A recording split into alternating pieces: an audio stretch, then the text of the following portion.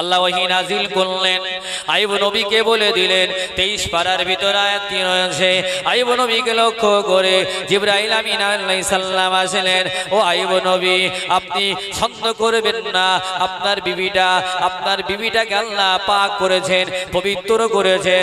রহিমা পবিত্র, রহিমা জান্নাতের নারী, রহিমা জান্নাতে তার ঘর আছে, জান্নাতে তার বাড়ি আছে। পৃথিবীর জমিনে সব থেকে তিনি বেশি স্বামীকে খুশি করেছেন, সব থেকে বেশি ধৈর্য ধরেছেন, সব থেকে বেশি খেদমত করেছেন। ও আইয়ুব নবী, তোমার স্ত্রীকে আমার আল্লাহ পবিত্র বলে ঘোষণা করেছেন। সার্টিফিকেট দিচ্ছেন কে? আমার দেশের প্রধান। সার্টিফিকেট দিচ্ছেন কে? আমাদের দেশের এমএলএ? না না, সার্টিফিকেট দিচ্ছেন স্বয়ং আমার আল্লাহ আসমান থেকে সার্টিফিকেট দিচ্ছেন। রহিমাকে আমি আল্লাহ পবিত্র বলে ঘোষণা করে দিলাম। জোরে বলি।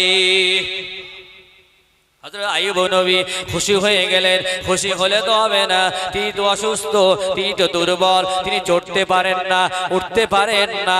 আবার পরের দিন রহিমা কাঁধে বেরিয়ে গেলেন। পরের দিন নিজের জন্য চলে গেলেন, স্বামীর জন্য চলে গেলেন। হযরত রহিমা, হযরত আইয়ুব নবীর সমস্ত শরীরের গোশতগুলো, হাড় হাড্ডিগুলো পোকায় খেয়ে নিয়েছিল।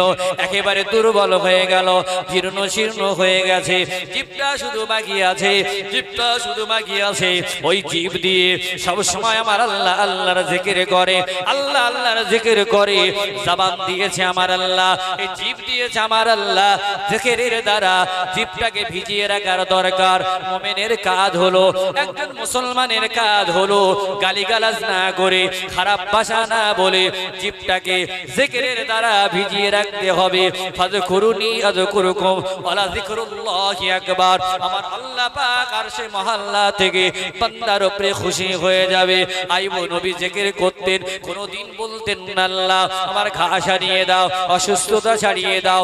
আইয়ুব নবী শুধু চিন্তা করতেন বন্ধুর জন্য যেটা ভালো করেছে, বন্ধু মনে করেছে আমার বন্ধু খায়ে থাক, অসুস্থতা থাক, দুর্বল হয়ে থাক, বন্ধুর তো ভালোই চায়। কারণ আমি আল্লাহর সঙ্গে দোস্তি করেছি, আল্লাহর সঙ্গে বন্ধুত্ব করেছি, আমার আল্লাহ পছন্দ করেছেন আমি ঘায়ের মধ্যে পড়ে থাকি। এজন্য 18 বছরের ভিতরে আইয়ুব নবী একদিন আমার আল্লাহকে বললেন, আল্লাহ আমার ঘাটা সুস্থ করে দেন। কোনদিন আল্লাহর কাছে শিকায়েত দিলেন না। জোরে বলি। আমরা দুদিন শরীর খারাপ হলে, জ্বর জারি হলে, শরীরটা খারাপ হলে, আল্লাহ তোমার চোখ নেই, বলেন নাউজুবিল্লাহ। চলে বলেন নাউজুবিল্লাহ। আমি 5 ওয়াক্ত নামাজ পড়ি, সুদ খাই না, বিড়ি খাই না, গাঁজা খাই না, মদ খাই না, কপালে 3 জায়গায় দাগ আমার। আর তুমি আমার কঠিন রোগ দিলে আল্লাহ। গ্রামের এত লোক আছে, তুমি তার দেখতে পাওনি, আমার দেখতে পেয়েছো। এরকম অনেক মানুষ বেফায়েজ কথা মুখ থেকে বার করে ফেলে না। আল্লাহ বলে, বান্দা আমি তোকে শহীদের মরণ দেব। বান্দা তোর কিছু খুচরো পাপ আছে, ওগুলো মাফ করার জন্য আমি আল্লাহ এজন্য হয়তো তোকে রোগ দিচ্ছি। বান্দা ধৈর্য ধর, এর পরিবর্তে আমি আল্লাহ তোর জান্নাতের বাগান রেখে দিয়েছি। খুশি হয়ে বলেন, চিল্লে বলেন। আইয়ুব আলাইহিস সালাম আল্লাহর কাছে কি বললেন? আমার আল্লাহ, আল্লাহ আপনি জিভে ঘা দেবেন না। কোনদিন আপনার কাছে বলি নাই, কোনদিন কিছু চাই নাই, আপনি জিভে ঘা দেবেন না। জিভটা যদি পোকা খেয়ে নেয়, পোকা খেয়ে নিচ্ছে, আমি হাত দিতে পারি না, হাতটা অচল হয়ে গেছে। আল্লাহ আপনি যদি জিভে ঘা দেন, আমার জিভটা খেতে খেতে পোকা নষ্ট করে দেবে। জিভটা যদি চলে যায়, আপনাকে গাল ভরে মন ভরে আল্লাহ বলে ডাকতে পারবো না। উদউনি আস্তাজিব লাকুম, আপনাকে স্মরণ করে পারবো না গো আল্লাহ। আল্লাহ ডাকার জন্য জিভ দিয়েছেন, জিভটা আপনি যেন পোকার দ্বারা খাইয়ে নেবেন না। আল্লাহর মনে দয়া হলো, আল্লাহর মনে মায়া হলো, কথাটা আল্লাহর বড় ভালো লাগলো, আল্লাহর বড় প্যার হলো। আমার আল্লাহ পাক জিবরাইলকে বানিয়ে দিলেন, যা জিবরাইল আমার আইয়ুবের কাছে চলে যা, আমার আইয়ুবের পাটা নিয়ে একটা জমিনের উপরে বাড়ি দে, জমিনের উপরে ঠোকা দে। ওর কুতুবির জিলিক হাদা মুগতাসালুম বারিদুম ওয়া শারাব, যে পাটা বাড়ি দেওয়া হলো ঠান্ডা ঠান্ডা ঠান্ডা পানি ওই জায়গা থেকে কুয়া হয়ে গেল, ঠান্ডা ঠান্ডা পানি বার হতে লেগেছে। হযরত আইয়ুব নবী ওই পানিতে একটু ধুয়ে নিলেন, ওই পানিতে একটু গোসল করে নিলেন। সঙ্গে সঙ্গে সঙ্গে সঙ্গে তার আগের মতো চেহারাটা, আগের মতো সুরাতটা, আগের মতো জওয়ানি বয়সটা আমার আল্লাহ ওই পানির ওসিলায় ফিরিয়ে দিলেন। জোরে বলেন। সেজন্য কবি কি সুন্দর করে বলেছেন, ইমরান নবী আইয়ুব নবী ওমান সালানাই, ইমরান নবী আইয়ুব নবী ওমান সালানাই, রাহমাতাল লিল আলামিন কাদেন মদিনায়। ইমরান নবী আইয়ুব নবী ওমান সালানাই, রাহমাতাল লিল আলামিন কাদেন মদিনায়।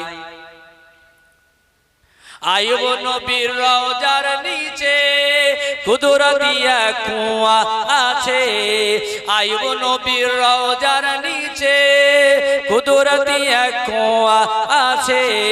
সুস্থ হলেন আইয়ুব নবী, সুস্থ হলেন আইয়ুব নবী ওই পানির ওসিলায়, রাহমাতাল লিল আলামিন কাদেন মদিনায়। এটা বলেন, ইমরান নবী আইয়ুব নবী ওমান সালানাই, ইমরান নবী আইয়ুব নবী ওমান সালানাই, রাহমাতাল লিল আলামিন কাদেন মদিনায়।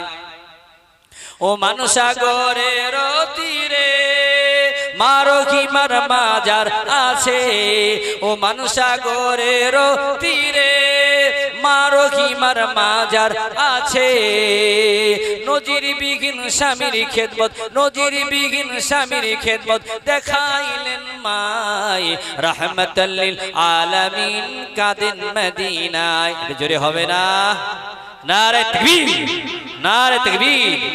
ইমরান নবী আইয়ুব নবী ওমান সালানাই, রাহমাতাল লিল আলামিন কাদেন মদিনায়। এখনো সেই কুয়াটা আছে।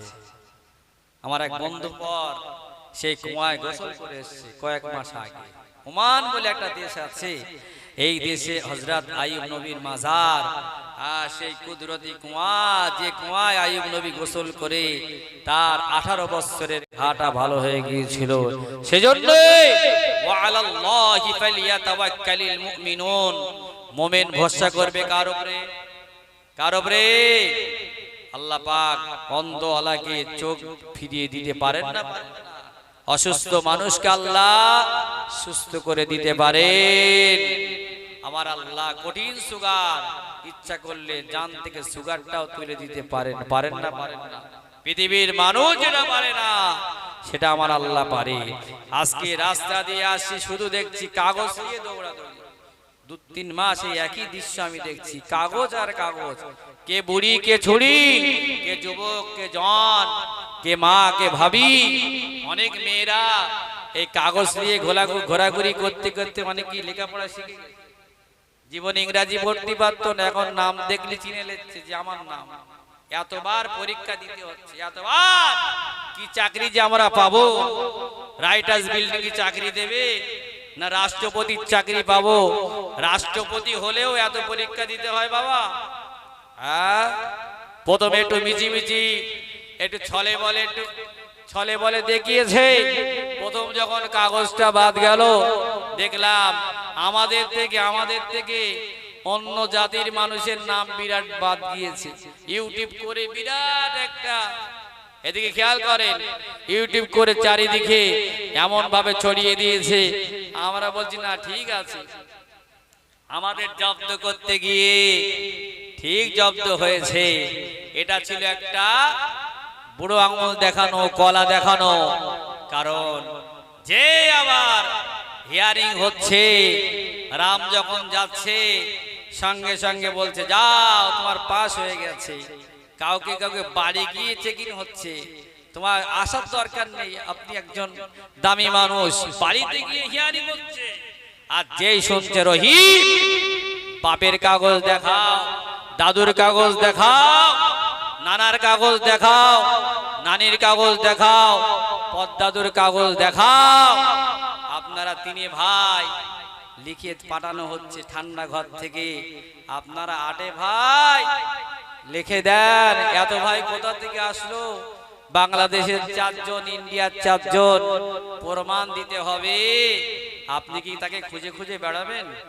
কোথায় ঠান্ডা করে বসে আছে, আর সেখান থেকে আপনার জন্য নোটিশ পাঠিয়ে দিচ্ছে। এরকম ঘটনা ঘটেছে না? তিনি ভাই 6 বার নাম এসছে, জ্যান্ত লোক, মরা কাগজ আসছে, মারা গেছে। যেই রহিম, আব্দুল কাদের, আমিনুল, শফিকুল, 6টা বাচ্চা হলে পরীক্ষা দিতে যদি হয়, প্রমাণ দিতে হয়, তাহলে নরেন্দ্র মোদীর আগে পরীক্ষা দিতে হবে। তারা ভাই বোনে মিলে 6 জন বাচ্চা, আগে তার পরীক্ষা করার দরকার। আগে নরেন্দ্র মোদীকে ধরার দরকার, আগে তাকে যাচাই বাছাই হিয়ারিং এ নিয়ে আসার দরকার, তার কাছে নোটিশ পাঠানোর দরকার। অমিত শাহ 6 ভাই বোনি তার কাছে আগে যাওয়ার দরকার। মামন ঘুরে উত্তরপ্রদেশের যোগী আদিত্যনাথ 7 ভাই বোনি তার কাছে আগে নোটিশ পাঠানোর দরকার। কথা বলেন, ঠিক বলছি না? মুসলমান হয়েছি, বন্ধ হয়ে গেছে, পচে গেছি। রাইটার্স বিল্ডিং এর চাকরি আমাদেরকে দেবে, রাষ্ট্রপতির চাকরি দেবে।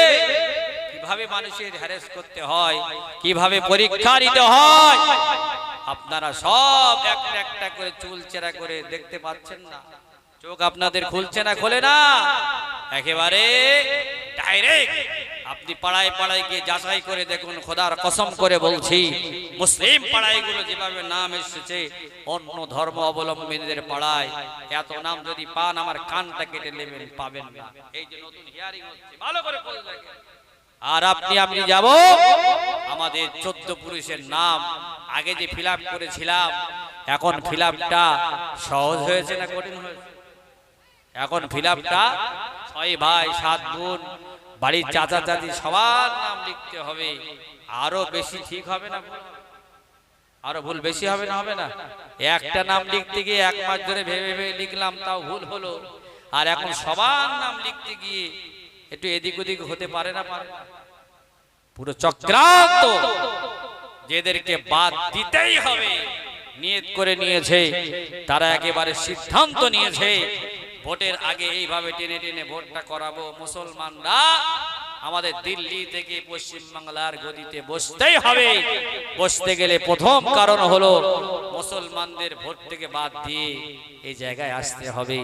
তাই বলছিলাম, মুমিনরা ভরসা করবে কার উপরে? আল্লাহর উপরে। কার উপরে? হ্যাঁ, মুসলমানদেরকে জাগতে হবে। ঘটক করে কালকে আন্দোলন আছে, পূর্বা ভাই সাহেবরা ডেকেছে বিভিন্ন জায়গায়। ঘরে শুয়ে থাকবেন নাকি? এখন যাবেন? যেখানেই ডাকবে রাস্তা অবরোধ করে শান্তির সঙ্গে আন্দোলন করবেন, আমার আল্লাহ খুশি হবে। অনেক গরিব মানুষ আপনার নাম এসছে বলে বগল বাজাবেন না, আপনিও শরীক হবেন। আপনার ভাই, আপনার স্ত্রী, আপনার সন্তান, আপনার আত্মীয়, অনেকের তাদের নাম বাদ গেছে না যায়। সেই জন্য জাগে জাগে জাগে জাগে মুসলমানদেরকে জাগতে হবে। ব্রিটিশদের যেমন খাই করেছে, ব্রিটিশদের যেমন নস্যাৎ করেছে, মুসলমান যদি খেপে যায়, জেগে যায়, ইনশাআল্লাহ আল্লাহ পাক মুসলমানদের জয় যুক্ত করবে। জোরে হবে না? জাগো জাগো রে আজি ও গো মুসলিম নওজোয়ান, জাগো জাগো রে আজি ও গো মুসলিম নওজোয়ান, কেন বারে বারে আঘাত হানে ধর্মেতে তোমার। জাগো জাগো রে আজি ও গো মুসলিম নওজোয়ান, কেন বারে বারে আঘাত হানে ধর্মেতে তোমার। কি দোষ করেছি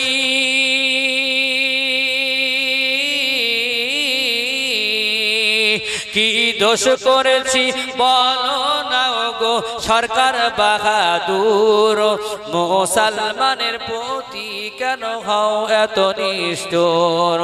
কখনো বা বিদেশি বলে মোদেরকে তাড়াও, কখনো বা এমন করে নার্সির ভয় দেখিয়ে মোদেরকে তাড়াও, কখনো বা সন্ত্রাসবাদী বলে জেলেতে ভরাও। মুসলমানেরা মুসলমানেরা এরা তো সন্ত্রাসবাদী করে না, কারণ সন্ত্রাসবাদী করা পাপ কোরআনে মোদের আছে যে মানা। জাগো জাগো রে আজিও গো মুসলিম নওজোয়ান, কেন বারে বারে আঘাত হানে ধর্মেতে তোমার। ক্ষুদিরাম বাদল বিনয় দীনেশ প্রফুল্ল চাকি, এরাই এনেছে স্বাধীনতা আর কেউ আনেনি নাকি। ক্ষুদিরাম বাদল বিনয় দীনেশ প্রফুল্ল চাকি, এরাই এনেছে স্বাধীনতা আর কেউ আনেনি নাকি। আর কত দিবি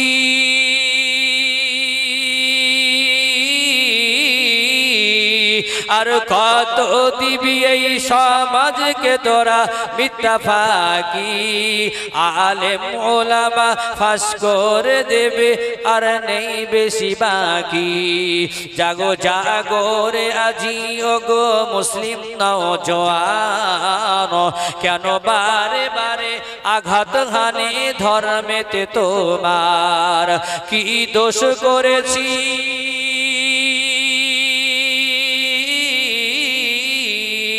কি দোষ করেছি বলো না গো সরকার বাহাদুর, মুসলমানের প্রতি কেন হও এত নিষ্ঠুর। কি আমরা দোষ করলাম, অন্যায় করলাম, আমরা এত নিষ্ঠুর হয়ে গেলাম। খ্রিস্টান অন্যান্য ছয় ধর্মে আনন্দই থাকলে অনেকটা শান্তিতে থাকা যায়, রোগ মুক্ত থাকা যায়। আর আপনি যদি সব সময় চিন্তা ভাবনা করেন, ফিকির করেন কি হবে কি হবে, আরো অসুস্থ হয়ে যাবে। এমনি তো তারা দেখে না এই টাকাটা কোথা থেকে জোগাড় করবেন, সেই জন্য বলে চিন্তা করবেন না, আমার আল্লাহ আছেন। অবশ্যই যুগে যুগে এমন হয়েছে, আজকেও মুসিবত এসেছে, আল্লাহ ঠিক একটা পরিষ্কার রাস্তা আমাদের জন্য বার করে দেবেন। খুশি হয়ে বলেন সুবহানাল্লাহ। তাহলে মেয়েদের স্বামীর প্রতি হক মেয়েদের কটে বললাম 10টি। 1 নাম্বার বলতে বলতে আমার এতটা সময় চলে গেছে। 2 নম্বরে স্বামীর হক স্ত্রীদের জন্য, স্বামীর প্রতি হক স্ত্রীর টাকা পয়সা ধন দৌলত এগুলো লক্ষ্য রাখা। এগুলো কি ব্যাংকে রাখলে যেমন হেফাজতে থাকে, একজন মেয়েদের দায়িত্ব হলো স্বামীর মালগুলো হেফাজতে রাখা। ইচ্ছা মতো খরচ করা যাবে না, নষ্ট করা যাবে না। ইচ্ছা মতো লোক কুটুম দাওয়াত দিয়ে আপনি বিরাট খাওয়া দাওয়া করছেন, স্বামী বাইরে বিদেশে আছে, স্বামী বাইরে থাকে, হঠাৎ আপনি আপনার বোনকে দাওয়াত করলেন, মাকে দাওয়াত করলেন, বিরাট পিঠে করছেন, আলুয়া ফুলুয়া কালিয়া কোপ্তা বিরিয়ানি করছেন, খরচ করছেন, স্বামীর বলার প্রয়োজন হলো না। না, স্বামীর অনুমতি ছাড়া কোনো নারী 1 টাকা খরচ করতে পারবে না। এমনকি বাড়ি যদি কোনো ভিক্ষুক আসে, ফকির আসে, স্বামীর অনুমতি আগে নিয়ে রাখতে হবে। বলেন তো, ভিক্ষা দেওয়া, দান দেওয়া এটা ভালো কাজ না খারাপ কাজ? ভালো কাজ না? ভালো কাজ করতে গেলেও স্বামীর কাছ থেকে অনুমতি নিতে হবে। বাড়িতে বিরাট সবকিছু আয়োজন করছেন, আত্মীয় স্বজন এসছে, বোন এসছে, ভাই এসছে, বিরাট রান্না বান্না হচ্ছে, ইমাম সাহেবেরও দাওয়াত করে খাওয়াচ্ছে, কিন্তু মেয়েদের এক জায়গায় কঠিন একটা ব্যায়াম, শ্বশুর শাশুড়ি দিতে গেলে এদের কলিজাটা ধরে পুরে সরকার হয়ে যায়, নষ্ট হয়ে যায়, ফেলে দিতে রাজি, শ্বশুর শাশুড়ি দিতে রাজি নয়। আলেম ওলামাদের খাওয়াচ্ছে, ইমাম সাহেবকে খাওয়াচ্ছে, আত্মীয় স্বজনকে খাওয়াচ্ছে না। পৃথিবীর সবাইকে খাওয়ালেও আমার আল্লাহ খুশি হবেন না। 1 টাকা স্বামীর বিনা হুকুমে খরচ করা যাবে না, যাবে না। যদি স্বামী বিরাট কৃপণ হয়, একটা দুটো আছে না, 1 টাকার মা বাপ 2 বার 3 বার করে উল্টে পাল্টে দেখে। আল বখিলু আদুবুল্লাহ, বখিল যদি হয় বাজার করারও পয়সা দেয় না, ছেলে পিলে খাবে কি? আছে না? প্রয়োজন মতো যতটা দরকার বাজার করতে, 1 টাকা বেশি না, তার পকেট থেকে হোক, তার অন্য জায়গা থেকে হোক, নিয়ে স্ত্রী খরচ করতে পারবে, বেশি না, যতটা প্রয়োজন। আল্লাহ রসুল পারমিশন দিয়েছেন, তার বেশি 1 টাকাও খরচ করা যাবে না। তাহলে স্বামীর মাল হেফাজত করার দায়িত্ব কার? একজন স্ত্রী বাপের বাড়ি যদি চুরি করে পাঠায়, মুনির বাড়ি যদি চুরি করে পাঠায়, এই স্ত্রী জান্নাতে যেতে পারবে? কথা বলেন, যেতে? হ্যাঁ, যদি হেফাজত করতে পারে, স্বামীর মাল নিজের মতো করে হেফাজত করতে পারে, ওই নারীটা নিঃসন্দেহে আল্লাহর দয়ার জান্নাতের মেহমান হয়ে যাবে। আর একবার বলেন। 3 নম্বরে সতীত্বকে হেফাজত করা। স্বামী বাড়ি নেই, সৌদিতে আছে, দিল্লি আছে, গুজরাট আছে, মিরাট আছে, সুরাটে আছে, আপনি শুয়ে শুয়ে ভিডিও কলে অন্য পুরুষদের সঙ্গে কথা বলছেন, অন্য পুরুষদের সঙ্গে হাসি ঠাট্টা করছেন, অন্য পুরুষদের সামনে নিজে খোলামেলা অবস্থায় ঘুরছেন। না না না না, সতীত্ব হেফাজত করা, নিজেকে হেফাজত করা। ওই জন্য আমার আল্লাহ বললেন, ওয়াকরনা ফি বুয়ুতিকুন্না ওয়ালা তাবাররাজনা তাবাররুজাল জাহিলিয়াতিল উলা। কোরআন পাকের 22 নম্বর পারা, 1 নম্বর পৃষ্ঠা, সূরা আল আহজাবের 32 নম্বর আয়াত। আল্লাহ বলেন, ওয়াকরনা ফি বুয়ুতিকুন্না ওয়ালা তাবাররাজনা তাবাররুজাল জাহিলিয়াতিল উলা। ও মেয়েরা, ও নারীরা, জাহিলিয়াত যুগের মতো জাহিলিয়াতের মেয়েরা তারা মাথায় কাপড় রাখতো না, পিঠে কাপড় রাখতো না, পেটে কাপড় রাখতো না, তারা পরনে কাপড় পরতো না। ও মেয়েরা, তোমরা জাহিলিয়াত যুগের মতো শাড়ি পরো না, জাহিলিয়াত যুগের মতো কাপড় পরো না। তোমরা নিজেদেরকে সাবধানে থাকো, ঢেকে ঢুকিয়ে থাকো। বাড়িতে বিরিয়ানি করা হলো, গোশত রান্না করা হলো, তরকারি রান্না করা হলো, ঢেকে রাখতে হয়, ঢেকে রাখতে হয়। যদি আলগা রেখে দিই তাহলে কোনো পোকা পড়তে পারে, কোনো ইঁদুর পড়তে পারে, কোনো মশা মাছি পড়তে পারে, ধুলাবালি পড়তে পারে, এক পর্যায়ে রোগ জীবাণু হতে পারে। ওই খাদ্যটা আমাদের জন্য ভালো হতে গিয়ে রোগের কারণ হতে পারে। ওই খাদ্যটা আমাদের শরীরের এমন করে ক্ষতি করতে পারে। এজন্য আলগা থাকলে কোনো খাদ্য যদি আমরা দেখতে পাই, পানি হোক আর খাদ্য হোক, ঢাকা না থাকলে ওই খাদ্যটা যেমন খেতে চাই না, এই খাদ্যটা যেমন সন্দ হয়ে যায়, ওই খাদ্যটা দোষের কারণ হয়, ঠিক তেমনি আমার আল্লাহ নারীদের জন্য, আমার নারীরা যদি ঢেকে থাকে, আমার নারীরা যদি অলঙ্ঘপনা থাকে, বিখালপনা থাকে, ইচ্ছা মতো পেট পিট বার করে ঘোরাফেরা করে, কিছু মানুষ আছে, কিছু যুবক আছে, কিছু ছেলে আছে, তাদের নজরটা বড় খারাপ। ইঁদুর যেমন খারাপ, সূচো যেমন খারাপ, পোকা যেমন খারাপ, ধুলোবালি যেমন খারাপ। কিছু ছেলে আছে, কিছু যুবক আছে, রাস্তা দিয়ে যায়, হা করে দেখে থাকে, ভাবি কতই না সুন্দর, ভাবি যদি বাইরে এমন হয়, ভিতরে কত না সুন্দর, বিভিন্ন ধারণা করে। ও মায়েরা, বোনেরা, যত ছেলেরা আপনার দেখে মজা করবে, যত ছেলে আপনার দেখে তৃপ্তি পাবে, যত ছেলে আপনার দেখে আনন্দ পাবে, খোদার কসম করে বলি, প্রত্যেক ছেলে যাওয়ার কারণে ওই ছেলেদের জেনার গোনাগুলো সে তো চোখের গেনা গুললো, অন্তরে তৃপ্তি পেল। এত সুন্দর দেখতে ভাবি, এত সুন্দর শাড়ি পরে, যাদের মনে তৃপ্তি হলো, যতটা গোনা করলো তাদের যতটা জেনা হলো। এখান থেকে ঘটপুকুরে যেতে যেতে 50 জন দেখে যদি তোমার আনন্দ পায়, তোমার চেহারা দেখে 50 জনের জেনার গুনাহটা আমার আল্লাহ তোমার আমাল নামায় লিখে দেবেন। ওই জন্যে আমার আল্লাহ নারীদের পর্দার ব্যবস্থা করেছে। ঢেকে রাখলে যেমন রোগ হবে না, ঢেকে রাখলে যেমন পোকা পড়বে না, ঢেকে রাখলে যেমন ওই খাদ্যই সন্দেহ থাকে না। একজন নারীর হেফাজতের জন্য আমার আল্লাহ পর্দার বিধান নাজিল করেছে। এই জন্য একজন নারীর হক হলো, স্বামীর প্রতি তার হক হলো নিজেকে হেফাজত করা। স্বামী বাড়ি আছে কি বাইরে আছে দেখার দরকার নেই। চোখের আবদালে যেমন হেফাজত করা, চোখের সামনেও তেমন হেফাজত রাখা। জোরে বলেন। স্বামী বাড়ি নেই বলে খোলামেলা থাকতে হবে নাকি?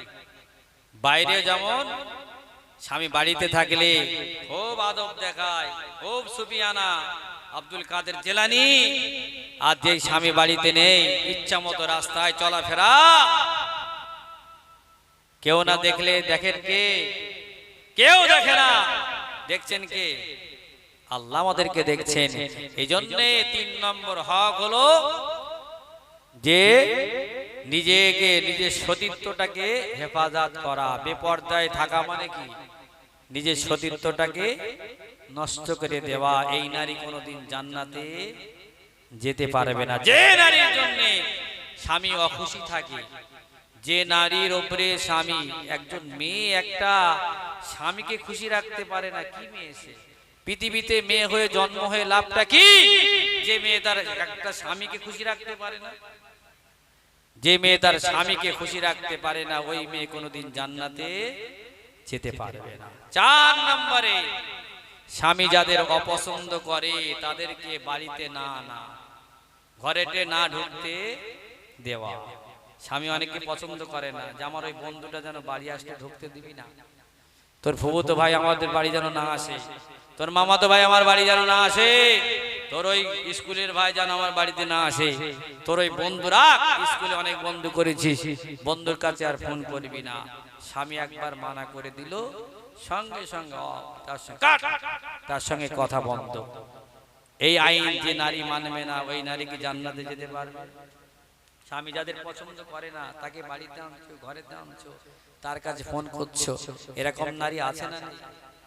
হ্যাঁ, স্বামী বাইরে আছে, স্বামী বিদেশে আছে, স্বামী দূরে আছে, স্বামীর বন্ধু থাকতে পারে, স্বামীর মহাব্বতের লোক থাকতে পারে, আপনার মহাব্বতের লোক থাকতে পারে, আপনার ঘরেতে আসলো, আমার বাড়িতে আসলো, ওই মানুষটা আপনার বাড়িতে আসলে নাস্তা দিতে হয়, বসতে দিতে হয়, ওই মানুষটাকে বসতে দিলেন, ওই মানুষটাকে ঘরে দিলেন। ওই মানুষটা যদি দুষ্ট মনের মানুষ হয়, খারাপ মনের মানুষ হয়, এক সময় আপনার উপরে চড়াও হতে পারে, এক সময় আপনার উপরে কুদৃষ্টি দিতে পারে, এক সময় খারাপ নজর দিতে পারে।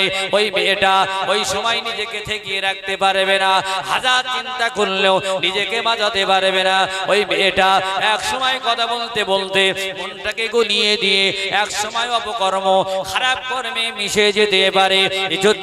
এজন্য আমার আল্লাহ কি সুন্দরভাবে শিখিয়ে দিয়েছে, বান্দিরে বাড়িতে কাউকে ঢুকতে দিও না, প্রবেশ করতে দিও না, যাকে তাকে সালাম দিও না। কি সুন্দর করে স্বামীর সাথে কথা বলছে, যেন বীজ ঝরে ঝরে পড়ছে। হ্যাঁ, তোমার মাথা চিও যাও এখান থেকে। আর রাস্তায় ভাবি যাচ্ছে, সালাম আলাইকুম, সালাম আলাইকুম, ভালো আছেন ভাই? কথা শুনলে মনে হয় বাবারে গালে সবসময় মধু দিয়ে ভিজিয়ে রেখেছে, আছে না নেই? অনেক কথা বলছে, হ্যাঁ, মনে হচ্ছে যেন 11 বছর বয়স, ভালো করে দেখা যাচ্ছে 60 বছর বয়স, কথা বলছে 11 বছরের মেয়ের মতো। ভাইজান বলেন বলেন, যাকে দেখতে সালাম করছে। স্বামী ছাড়া কাউকে সালাম দেওয়া, আব্বা মা যাদের কথা কোরআনে লেখা আছে, যাকে তাকে দেখছে, হাফেজ সাহেব বাড়ি যাচ্ছে, হ্যাঁ, খেতে যাচ্ছে, বাড়ি বাড়ি খাওয়া থাকে, সালাম আলাইকুম হুজুর। সালাম কি বাবার ঘরের নাকি? যাকে তাকে সালাম। স্বামীকে মানে বছরের পর বছর একদিনও সালাম দেয় না, হাফেজ সাহেব সালাম দিচ্ছে। কে তোমাকে বলেছে সালাম দিতে? তোমার কথার ভিতরে পর্দা। কথা বলেন, ঠিক বললাম না ভুল বললাম? হযরত আয়েশা সিদ্দিকা রাদিয়াল্লাহু তাআলা আনহা বসে আছেন, এক সাহাবা এসেছে, নামটা হযরত ইসহাক রাদিয়াল্লাহু তাআলা আনহু। ওই সাহাবা এসেছে, ওই সাহাবা আসার পরে হযরত আয়েশা সিদ্দিকা রাদিয়াল্লাহু তাআলা আনহা ঘরের ভিতরে ঢুকে বললেন, বাড়ির ভিতরে ঢুকে বললেন। ওই সাহাবা বলে, ও আম্মা জানো, আপনি ঘরের ভিতরে ঢুকলেন কেন? বাড়ির ভিতরে ঢুকলেন কেন? আমি তো অন্ধ মানুষ। সাহাবাটা বন্ধ, চোখে দেখতে পায় না। হযরত ইসহাক রাদিয়াল্লাহু তাআলা আনহু বললেন, আমি তো অন্ধ, আপনি আমাকে দেখে কেন ঘরের ভিতরে ঢুকলেন? হযরত আয়েশা সিদ্দিকা রাদিয়াল্লাহু তাআলা আনহা বললেন, তুমি অন্ধ, তুমি দেখতে পাও না, তুমি আমাকে দেখতে পাও না বটে, কিন্তু আমি তো তোমাকে দেখতে পাই, আমি তো তোমাকে দেখতে পাই। তোমার জন্য দেখতে পাও না, তোমার গুনাহ হয় না, কিন্তু আমার জন্য দেখাটা আমার আল্লাহ হারাম করে দিয়েছে। একটা অন্ধ মানুষকে দেখে যদি নবীর স্ত্রীরা পর্দা করতে পারেন, একজন চোখওয়ালা দেখে পর্দা করা লাগবে না? লাগবে না? অন্ধ মানুষকে দেখে মা আয়েশা সিদ্দিকা উঠে চলে যাচ্ছেন, আর আমরা তো কিছুই না। সেই জন্যে 4 নম্বর হক হলো, স্বামী যাদের সঙ্গে মিশতে নিষেধ করছে, মানা করছে, তাদের সঙ্গে কথা না বলা, আলাপ বন্ধ করে দেওয়া। স্বামী মানা করেছে মানে তোদের সঙ্গে আলাপ করবো না। দেওর হোক ভাসুর হোক, স্বামী বলছে এই আমার ছোট ভাইয়ের সাথে আর কথা বলবি না। আর মারা ডেকে ডেকে বলছে, তোমার এটা ছোট ভাই, এটা বড় ভাই না। রাসূল বলছেন, দেওর ভাসুরকে মরণের থেকে বেশি ভয় করো। বলেন, আপনারা মরণের ভয় করেন না? করেন না? সব থেকে বেশি মৃত্যুর ভয় আমরা করি না? করি না? রসুল বলছেন মৃত্যুর থেকে বেশি, মৃত্যুর থেকে বেশি কোনো ভয় হয় বলেন? রসুল বলছেন মৃত্যুর থেকে বেশি ভয় করো কাকে? দেওরকে আর ভাসুরকে। আর মা ডেকে ডেকে বলছে ছোট বাচ্চাতে একটু কথা বলতে পারো না, তুমি একটু ভাত দিতে পারো না? হ্যাঁ, সামনে যাবে তো কি সব জায়গায় মাথায় কাপড় দিতে হয়? বাবা কোথাকার মেয়েরা! আর রসুল কি বলছে? মৃত্যুর থেকে বেশি দেওরকে ভয় করো, ভাসুরকে ভয় করো। বড় ভাই ছোট ভাই গাল ভরে না, প্রয়োজন হলে একটু বলতে হবে, তাদের সামনে খোলামেলা থাকা যাবে না। ওইজন্য আল্লাহ বলছেন ইনিত্তাকাইতুন্না ফালা তাকতা'না বিল কওল ফায়াতমা'আল্লাযী ফী কলবিহি মারাদুন ওয়া কুলনা কওলাম মা'রুফা। কোন লোক যদি বাড়িতে আসে, বন্ধু বান্ধব আসে, প্রয়োজনীয় মানুষ আছে, স্বামীর বন্ধুরা আসতে পারে, তোমার আত্মীয় স্বজন আসতে পারে, নরম নরম কথা বলো না, পরিষ্কার ডার্সে কথা বলো, ঘরের ভিতরে ঢুকতে দিও না। স্বামীর দরকার নেই, যাও সালাম, আসেন বসেন, চা খেয়ে যান, চলবে না। নিষেধ করেছেন কে? আমার আল্লাহ নিষেধ করেছেন। পেট্রোল আর আগুন এক জায়গায় রাখলে ঘরটা পুড়ে ছারখার হয়ে যাবে, ধ্বংস হয়ে যাবে। 5 নম্বরে স্বামীর সামনে সাজুগুজু করে থাকতে হবে, পাগলির মতো থাকা যাবে না। বাড়ি এসে কষ্ট করে এসে আমার নবীর ঘরের স্ত্রীরা কি করতেন? নবী যখন সফর থেকে আসতেন, নবী যখন কোনো বাইরে থেকে আসতেন, আগে থেকে সংবাদ পেয়ে সাজগোজ করে থাকতেন, সাজগোজ করে থাকতেন। স্বামী এসে যদি দেখে ঘটপুকুর ভাঙড় থেকে হুর দেখে এসেছে, এখানে এসে দেখে বাড়িয়াটা পাগলি ঘুরে বেড়াচ্ছে, এক সপ্তাহ মাথায় তেল নেই, সাবান নেই, গাদ ধারতে যাওয়া যায় না, সেই ছেঁড়া শাড়িটা পরে গাদে দুর্গন্ধ বার হচ্ছে, বলেন যে আনন্দ করে আসছিল বিরাট ব্যাগ ট্যাগ নিয়ে, আনন্দ রাস্তায় মাটি হবে না? হবে না। সেজন্য আগে থেকে স্বামী বাড়ি আসছে সাজগোজ করে থাকা। স্বামী সন্ধ্যে বেলা কাজের থেকে বাড়ি আসবে, মাথা টাথা করে চাইনুনি করে মেকআপ করে টিপ কপালে দিয়ে সেজে গুজে যত খোলামেলা থাকবে, আল্লাহ পাক তত বেশি নেকি তার আমাল নামায় দিবে। আর বাড়িতে সাজগোজ না করে রাস্তা দিয়ে এমন কায়দায় যাচ্ছে, ভাবি এমন কায়দায় মনে হয় এবারই মনে হয় প্রাইমারির চাকরিটা পেয়েছে, কলম ভেঙে দেবে, কিন্তু মেকআপ এমন করা করেছে ভাবি চেনা যায় না। মেকআপ টেকআপ করে সাজগোজ করে একেবারে আতর শর্মা মেখে ঝনঝন ঝনঝন করে রাস্তা দিয়ে যাচ্ছে। গায়ে খুশবু মেখে গেলে অন্য পর পুরুষেরা তারা খুশি হলো, বাবারে বাবা ভাবি সাজলে খুব না ভালো লাগে। হ্যাঁ, হারাম হারাম হারাম। সাজগোজ করতে হবে কার সামনে? তোলা শাড়ি পরতে হবে কার সামনে? তোলা শাড়ি শুধু রাস্তায় ডাক্তার বাড়ি যাওয়ার জন্য, চিত্তরঞ্জন নীলরতনের জন্য তোলা শাড়ি? হ্যাঁ, মামার বাড়ি, ফুপুর বাড়ি, খালার বাড়ি, বাপের বাড়ি ছোলা শাড়ি পরে স্বামীকে যত ভাবে যত কায়দায় খুশি করবে, আমার আল্লাহ ওই ঘরে বেশি বেশি রহমত বর্ষণ করবে। খোদার কসম বলছি, হাত ধরে গল্প করবে, স্বামী খুশিতে স্বামীর নজরটা ভালো হবে। স্বামী যদি জেনাকারী হয়, স্বামী যদি ফোনে আসক্তি হয়, স্ত্রীর সাজগোজ দেখে, স্ত্রীর সৌন্দর্য দেখে বাইরে সব কথা স্বামী ভুলে যাবে। কথা বলেন ঠিক না? আমার কথা বললাম, আমার রাসূল বলছেন স্ত্রীরা সব সময় স্বামীর সামনে একেবারে প্রস্তুত হয়ে রেডি হয়ে থাকবে। স্বামী যেন আমাকে দেখে খুশিতে বাগেবাগ হয়ে যায়, রাস্তাঘাটে সব নোংরা কথাগুলো ভুলে গিয়ে স্বামী যেন আমার প্রাণ প্রিয় হয়ে যায়। মাঝে মাঝে নিজের চুল বিছিয়ে দিয়ে স্বামীকে শুতে দিতে হবে। প্রত্যেক চুলটা আমার আল্লাহর দরবারে আরশে মহল্লায় সাক্ষী দিতে থাকবে। এটা হলো একজন স্ত্রীর জন্য। 5 নম্বর হক হলো সব সময় বাড়িতে পটি পাটি হয়ে সুন্দর হয়ে থাকা, তাহলে ওই নারী হবে জান্নাতি।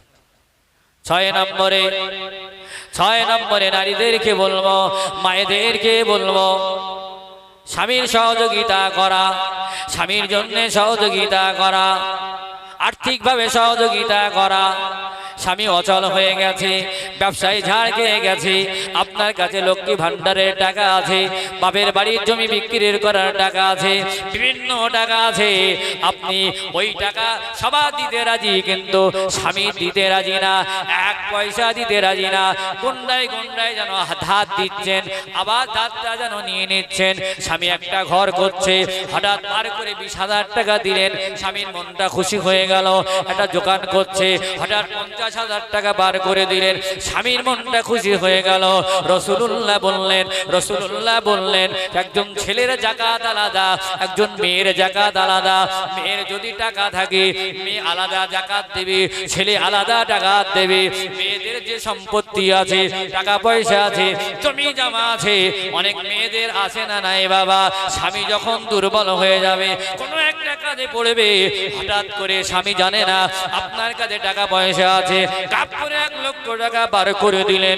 রাসূলুল্লাহ বললেন স্বামীকে, নেককার স্ত্রী ওই ব্যক্তি, নেককার স্ত্রী ওই নারী স্বামীর হক আদায় করেছে, আর্থিকভাবে স্বামীকে সহযোগিতা করেছে। এই কাজটা করেছিলেন হযরত মা খাদিজা রাদিয়াল্লাহু তাআলা আনহা, আমার নবী পাকের প্রাণ প্রিয় স্ত্রী আম্মা জান। রাসূলের যত সন্তান হয়েছে, রাসূলের যত বাচ্চা হয়েছে, সব বাচ্চাগুলো একটা ছাড়া ইব্রাহিম ছাড়া যত বাচ্চা হয়েছে 4 জন মেয়ে, মা ফাতেমা, উম্মে কুলসুম, রুকাইয়া, জাইনাব, যত মেয়ে ছিল ছেলে ছিল সবগুলো হযরত মা খাদিজার গর্ভে এসেছে। যখন রাসূল বিয়ে করলেন হযরত মা খাদিজাকে, মক্কার জমিনে সবথেকে বড় ব্যবসায়ী ছিলেন হযরত মা খাদিজা, সবথেকে টাকাওয়ালা ছিলেন, সবথেকে অর্থওয়ালা ছিলেন। এমন টাকা মক্কায় বড় ব্যবসায়ী কেউ ছিলেন না। নবীর সঙ্গে বিয়ে হয়েছে, বিয়ে হওয়ার সঙ্গে সঙ্গে হযরত মা খাদিজা দেখলেন আমার স্বামী গরিব, আমার স্বামী গরিব, আমার স্বামীর কিছু নাই। খাদিজা করলেন কি, সব টাকা পয়সা গুলো সব কিছু একত্রিত করে আমার নবীকে ডেকে বললেন, ইয়া রাসূলুল্লাহ, ইয়া হাবিবাল্লাহ, আমার যত টাকা আছে, আমার যত অর্থ আছে, আমার যত ধন সম্পদ আছে, সব আপনার নামে আমি লিখে দিলাম।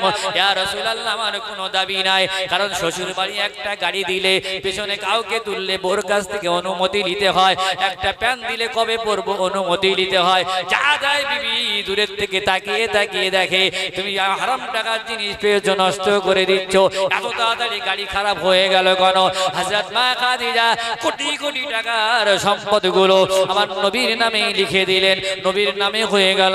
হযরত মা খাদিজা বললেন, ইয়া রাসূলুল্লাহ, এখন আপনার নামে হয়ে গেছে, আপনি ইচ্ছা করলে সব দান করে দিতে পারেন, ইচ্ছা করলে নিজে হাতে ইচ্ছা মতো খরচ করতে পারেন। আমি খাদিজা কোনদিন আপনাকে মানা করব না। হযরত মা খাদিজার কথা শুনে রাসূলুল্লাহ সব সম্পদগুলো আল্লাহর রাস্তায় গরিবদেরকে বিলিয়ে দিলেন। জোরে বলে, কারণ যদি নবী ভাবতেন কেন সব তো রেখে ঘর বাড়ি করে ভালো ভালো বিল্ডিং করতে পারতেন, ঘটপুকুরে 2-4টা দোকানের জায়গা নিতে পারতেন। নবী কি জন্য নিলেন না? নবী চিন্তা করলেন, গরিব হয়ে যদি বাঁচতে পারি, ধনীদের থেকে 500 বছর আগে জান্নাতে, কথা বলেন, ধনীদের থেকে 500 বছর আগে জান্নাতে যাবে কারা? গরিবরা আগে জান্নাতে যাবে। এই জন্য নবী গরিব হালাতে ভালোবাসতেন।